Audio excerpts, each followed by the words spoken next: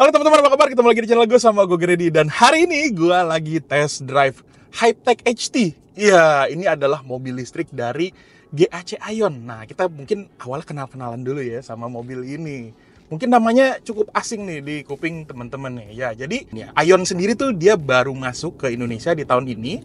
Dan kemarin di Gias dia udah launching sebenarnya ya. Dan mobil yang dijual sama mereka itu pertama tuh ada yang namanya Y Plus, nah sama S. Nah itu memang mobil yang buat massal gitu untuk produksi yang lebih banyak. Nah Hypertech ini adalah divisi mereka yang berfokus pada mobil listrik high performance dan luxury gitu, yang premium. Nah salah satunya adalah ini nih, Hypertech HT. Kalau kita lihat dari bagian eksteriornya, dia tuh mengadopsi gaya-gayanya Tesla. Tapi intinya ini adalah sebuah mobil SUV gitu. Dia the 5-seater ya. Depannya dia desainnya memang cukup flush ya, cukup simple, minimalistik untuk gimmick-gimmicknya gitu. Cuman itu di bagian bawah plat nomor dia ada kayak semacam shutter grill yang bisa dioperasikan secara otomatis. Kalau misalkan motornya butuh pendinginan atau baterai, dia akan terbuka sendiri. Kalau misalkan nggak diperluin, dia akan menutup dan memperbaiki aerodinamika. Di bagian bawahnya pun itu dia ada radar, ada lidar ya, dan dibantu dengan kamera juga. Jadi dia punya sistem ADAS yang dia namakan sistemnya itu Adigo ya. Terus di bagian sampingnya kita lihat dia untuk velgnya dia pakai velg ukuran 20, jadi cukup gede gitu, dan desainnya juga lumayan keren ya, masuk sama mobilnya. Belakangnya dia pakai lampu yang modelnya menyambung untuk bagian tengahnya LED dan aksennya keren. Oh, yang ngomong-ngomong, lampunya juga untuk bagian depan dan belakang itu dia punya attention to detail yang bagus gitu, yang keren gitu ya, kayak diamond cut gitu. Di bagian belakang itu di bawahnya ada radar juga loh. Jadi ADAS-nya nih lengkap banget ya. Tuh, ada cruise control, adaptif, dan sampai yang bisa stop and go dan lain-lain. Pokoknya ADAS-nya cukup lengkap, dan yang tadi radar ada di depan dan belakang, dan di bagian atas, kaca atas belakangnya pun itu dia ada kamera lagi. Di Indonesia mungkin ini salah satu yang paling lengkap nih untuk urusan peradasan. Peradasan apaan tuh? Oh ya, sebelumnya sorry ya kalau gambarnya agak sedikit gelap karena ini udah mulai menjelang maghrib ke malam ya. Karena kegiatan hari ini juga cukup padat gitu, jadi gue baru sempet bikin kontennya sekarang nih guys. Kira-kira bagian luarnya itu kita masuk ke bagian dalam. Nah, desainnya ini dia simple banget, berasa homey ya, kayak interior rumah gitu. Dan materialnya ini gue asli kagum banget. Ada soft touch, dilapisin kulitnya juga Nappa leather.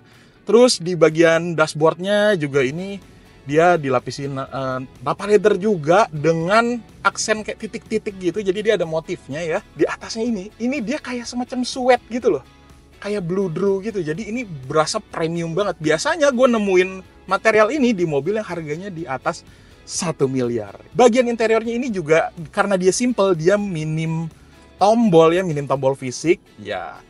Mungkin dari estetika dia lebih enak dilihat, cuman nggak sepraktikal mobil-mobil yang ada tombol fisiknya gitu. Semua fitur ada di head unit. Head unitnya ini juga ukurannya dia 14 inci, jadi udah kayak laptop ya, gede. Jadi dari head unit ini kita bisa mengatur dari posisi duduknya. Nah, kursinya ini pun cukup fleksibel untuk konfigurasinya. Yang bagian supir ini bisa diatur 8-way ya, ada 8 pengaturan. Yang untuk penumpang bagian depan dia ada 6, dan termasuk leg support ya, jadi bisa duduk, kalau direbahin tuh kakinya bisa dinaikin betisnya gitu, bisa disupport. Kursi bagian belakangnya juga itu dia fleksibel banget, bisa direbahin recline-nya hingga 143 derajat, dan itu menurut riset ya, katanya itu posisi paling rileks dan paling healthy ya, paling sehat untuk tulang belakang manusia, kayak gitu katanya. Dia ada ke ambient sound.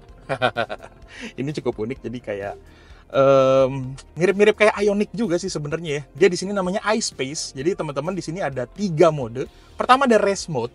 Race mode ini sebenarnya membantu kita tidur sebenarnya. Jadi nih kalau misalkan teman-teman mau tidur di mobil listrik, ya pastinya lagi parkir ya, jangan lagi nyetir tiba-tiba tidur. Ini bisa gitu, dan aman. Kalau misalkan kayak mobil bensin kan itu kadang-kadang berbahaya ya, bisa keracunan gitu kalau kita tidur di mobil, AC-nya kita nyalain. Kalau mobil listrik dia aman ya, dia ada kayak alarmnya gitu, jadi teman-teman bisa set misalkan mau tidur sejam gitu, nanti dia ada alarmnya gitu. Terus mode kedua ada natural sound yang kita bisa pilih, ini dia ada suara alam tuh, jadi bisa di setting suara hujan, suara serangga gitu-gitu, dan bisa diatur volumenya per suara. Lucu juga ya. Dan yang terakhir ada suara campfire atau api unggun gitu. Jadi itu bisa diatur juga intensitasnya. Jadi seberapa banyak kayunya itu bisa diatur gitu di sini. Buat yang demen camping kali ya. Lanjut lagi, dari head unit ini juga kita bisa atur AC, udah pasti pengaturan AC-nya hanya bisa diatur dari head unit. Dia ada pengaturannya dual zone dan dia udah ada kayak filter untuk pembersih udara segala. Jadi untuk kursi baris belakangnya dia nggak bisa diatur tuh untuk temperaturnya. Pastinya dia udah dilengkapi dengan fitur kamera 360, jadi dia bisa ngeliat sekeliling mobil yang lagi-lagi bisa diatur dari head unit. Lalu teman-teman juga bisa atur pengaturan kursi itu dari head unitnya juga, karena dia ada fitur pijit. Yes, betul, dia ada fitur pijit tapi khusus untuk supir dan juga penumpang ya. Yang bagian belakangnya nggak bisa. Dia juga ada pengaturan untuk mobilnya, dan ini banyak banget sebenarnya. Untuk pengaturan pembuka bagasi, jendela juga bisa dibuka dari sini. Terus untuk panoramic roof-nya, tapi istilahnya di sini sunshade ya. Dia panoramic doang, dia jadi nggak ada sunroof-nya, nggak bisa dibuka lagi. Terus juga charging port-nya bisa dipencet dari sini. Kunci pintu, window lock, child lock, diaturnya semuanya dari layar head unitnya. Dia ada ambient light-nya yang mungkin kelihatan ya, di sini lagi warna pink nih. Itu kalau misalkan kita putar lagu, dia bisa ngikutin lagunya, beatnya gitu, jadi kedap-kedip gitu ya. Di sini ada konsumsi baterainya. Oke, sekarang kita ngomongin baterainya dulu deh. Secara spesifikasi, dia baterainya ukurannya gede nih, 83,3 kWh. Dan range-nya menurut pengukuran NEDC, dia bisa jalan hingga 600 km dalam satu kali pengecasan. Wah, itu kalau bener bisa 600 sih jauh ya. Cuman lagi-lagi NEDC. Kalau misalkan teman-teman mau lihat WLTP, dia biasanya lebih akurat. Nah, kalau kita lihat dari sini sih dia 15 kWh per 100 km. Jadi kalau gua konversi hasilnya segini nih. Dan range kira-kiranya juga segini nih. Dan dari tadi jujur aja bahwa mobilnya ini karena kita lagi test drive, jadi nggak ada eco driving, kita bawanya semau kita ya. Kadang-kadang tes akselerasi, kadang-kadang baunya biasa, kadang-kadang pelan. Jadi kombinasi untuk konsumsi bahan bakarnya ini. Oh ya, berikutnya untuk pengaturan auto hold-nya pun, rem auto hold dan EPB atau rem tangan itu dari layar juga. Dan agak gimana ya, mesti masuk ke mode mobil, terus kita pindahin baru ke sini EPB gitu. Dan dia ada fitur HDC juga atau Hill Descent Control. Jadi kalau misalnya kita lagi turunan, kita bisa nyalin fitur ini, nanti mobilnya akan membantu pengereman kita. Mode berkendaranya dia ada 3 ya. Ada comfort, ada sport, dan ada custom. Ada satu fitur lagi, dia energy saving yang istilahnya paling hemat lah gitu. Dan dia bisa nyetir dengan gaya iPedal juga. Jadi teman-teman nggak perlu injek pedal remnya gitu, kecuali darurat. Sekarang kita baru bahas gimana rasa nyetirnya. Pertama kali yang gue rasain, tadi kita jalan ya dari Jakarta ke Bogor. Kebetulan gue jadi penumpang dulu. Dan ternyata surprisingly mobil ini nyaman. Ya, tapi bukan nyaman yang empuk gitu loh guys. Jadi kalau misalkan teman-teman pernah cobain mobil listrik, kebanyakan yang di sini itu rasa suspensinya tuh empuk biasanya. Empuk, jadi kalau misalkan ada guncangan atau lagi kecepatan tinggi, itu terasa sedikit limbung. Kalau ini, meskipun suspensinya empuk, tapi bodinya kaku. Jadi handlingnya tuh, wah, berasa lebih solid sih. Jadi untuk body controlnya juga lebih komunikatif. Setirnya sendiri juga gue cukup suka gitu. Dia bobotnya sih memang ya enteng gitu ya. Terus berasa elektronikal juga, tapi akurasinya bagus. Lumayan terasa ada feedbacknya. Untuk bagian depannya dia pakai sistem suspensi double wishbone, dan untuk belakangnya dia multi-link independent. Untuk motor listriknya sendiri dia hanya ada satu, dan itu di bagian belakang. Jadi mobil ini penggerak roda belakang. Dengan tenaganya itu 335 HP, torsinya 430 Nm, dan diklaim 0 ke 100 itu bisa ditempuh dalam waktu 5,8 detik. Wah, untuk mobil yang beratnya 2 ton lebih. Wah, di bawah 6 detik tuh kenceng banget ya. Ini lagi jalan 80, kita injek gas, nggak usah dalam-dalam ya. Dan wah, gila responnya, udah 100 guys. Power delivery-nya ya, itu nggak ngagetin yang meledak-meledak gitu loh. Kenceng nggak apa-apa, tapi harus halus gitu mobil listrik. Karena nggak semua orang bisa mengendalikan akselerasi yang kasar gitu ya. Jadi mobil ini tuh, gimana ya, gue demennya tuh dia perpaduan antara sporty driving dan comfortnya tuh dapet gitu. Mau dipakai buat harian masih nyaman, mau dipakai buat Kalau misalkan kita lagi pengen agak kenceng gitu, pengen spirited driving alias ugal-ugalan, itu juga masih sanggup gitu mobil. Wah, asik sih. Mobil ini tuh punya peredaman yang cukup bagus. Jadi ya karena mobil listrik pastinya nggak ada suara dan nggak ada getaran ya. Nah, jadi dia untuk road noise-nya juga ini masih cukup teredam.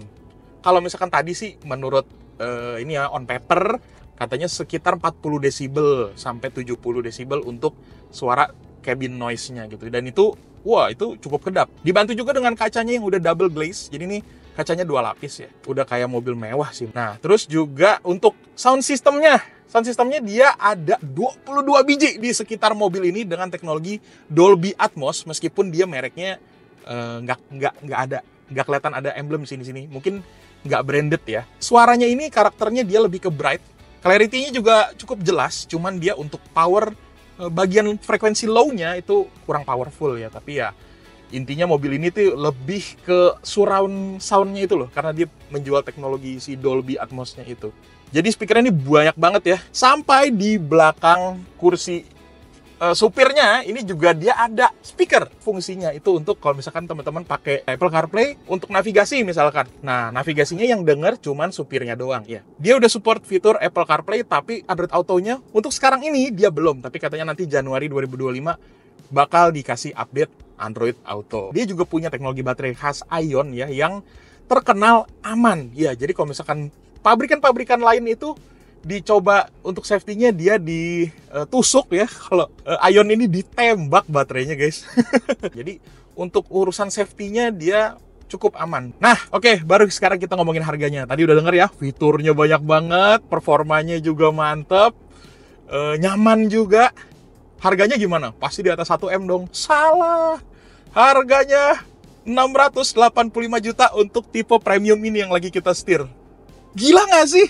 Hah? Ini nggak salah kasih harga. Wah, asli, gue tuh ngelihat mobil ini dia sebenarnya ya, cuman nggak nyangka banget kalau harganya bakal di bawah 700 juta gitu, atau di bawah 1 miliar bahkan. Dia memang dia untuk urusan kayak fit and finish, terus build quality, dia memang bukan yang the best di kelasnya gitu. Tapi ya dengan harga segitu nggak bisa komentar banyak sih ya, dengan fitur yang ditawarkan dan performanya gila banget. Dan si Hypertech HT ini dia bakal ada 2 varian, tapi untuk sekarang ini yang ada baru yang premium aja. Ada yang satu lagi itu Gullwing, Ultra Gullwing namanya. Jadi pintu belakangnya itu Gullwing bisa kebuka. Ya kayak lagi-lagi kayak Tesla Model X guys. Wah itu sih flashy banget ya, bener-bener attention seeker banget itu. Orang sih pasti bakal ngeliatin tuh kalau pintu belakangnya kebukanya ke atas gitu. Dan itu diperkirakan harganya itu bakal 800 jutaan gitu. Lagi-lagi masih di bawah 1 miliar. Ya jadi teman-teman, kira-kira gitu bahasan gue mengenai si Hypertech HT ini. Intinya gue lumayan kagum dengan mobil ini ya. Dengan teknologi yang ditawarkan, dengan harganya itu value-nya gokil sih. Oke, thank you buat teman-teman yang udah nonton sampai habis. Kalau misalkan punya komentar, boleh komentar di bawah. Sampai ketemu di video berikutnya. Gue Grady, jangan lupa makan. Dadah!